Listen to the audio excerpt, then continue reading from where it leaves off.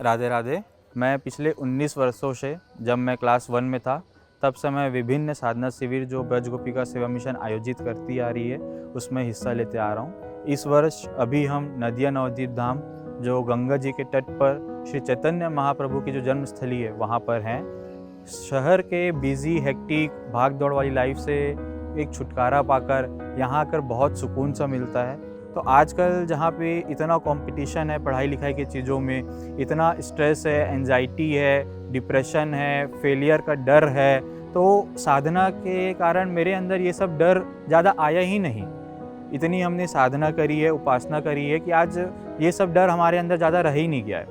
और यहाँ पे एकदम सात्विक सा भोजन मिलता है, तो उसके कारण मुझे लगता है कि यहाँ आकर मेरा तन, मन, शरीर तीनों एकदम डिटॉक्स हो जाता है, प्योर हो जाता है, शुद्ध हो जाता है। तो उसके कारण अंदर से एक नई ऊर्जा आ जाती है, तो जो वापस संसार में जाने के बाद संसार के कार्य करने में हमको बहुत सहायता करती है। जो नई नई कठिनाइयाँ आनी होती है, भाई चैलेंजेस जो नए आने होते हैं, उससे लड़ने के लिए हम एकदम तैयार रहते हैं।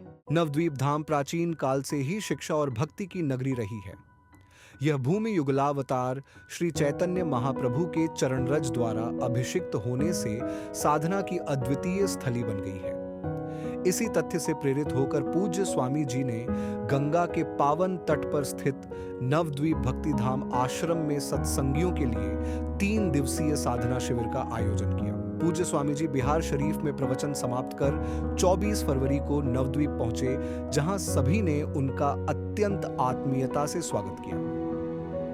प्रातःकाल स्वामी जी के दिशा निर्देश में सभी साधकों ने आंसू बहाते हुए रूप ध्यान साधना की एवं स्वामी जी के दिव्य प्रवचन द्वारा अपना सिद्धांत ज्ञान भी मजबूत किया।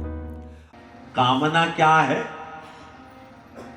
कामना मत छोड़ो, ये कामना रहे, मुझे सुंदर श्री कृष्ण कब मिलेंगे। देखिए, बच्चे कर लेते हैं। यहां एक साधक महाराज जी का प्यारा सोशल मीडिया में देखकर जगत गुरु साधना शिविर में भी उपस्थित थी, यहां भी उपस्थित थी। पढ़ क्या रहा है? जिस पढ़ाई में छुट्टी ही नहीं मिलती, MBBS second year, social media से देखकर, यानी साधना शिविर के लिए समय निकाल कर आ जाता है। क्योंकि अगर किसी साधक में ये कामना हो जाए, मुझे वो कब मिलेंगे, कब मिलेंगे, कब मिलेंगे, तो सारे रास्ते गुरु भगवान साफ कर देते, प्रशस्त कर देते। अगले दिन प्रातः 4 बजे सभी ने पुण्यस्थली नवद्वीप की परिक्रमा की। उसके बाद गंगा के तट पर संकीर्तन रस में सबने जमकर डुबकी लगाई और इस प्रकार भगवान श्री कृष्ण के चरण कमलों से निकली गंगा के दर्शन से सभी लाभान्वित हुए। उसी तट पर साधकों को कृपा कॉफी और सेब का वितरण किया गया।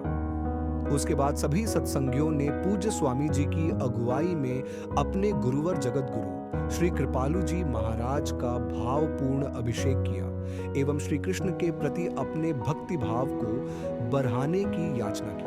26 फरवरी को पूज्य स्वामी जी का जन्मोत्सव एवं शिवरात्रि उत्सव का महासंगम हुआ। सभी सत्संगी प्रातः काल से ही स्वामी जी का जन्मदिन मनाने को उत्सुक थे। सभी साधक साधिकाओं ने पूज्य स्वामी जी को जन्मदिन की खूब शुभकामनाएं और उपहार दिया। स्वामी जी ने सभी को अपनी कृपा से धन्य किया। इसके पश्चात संकीर्तन के साथ नवद्वीप धाम की परिक्रमा की गई।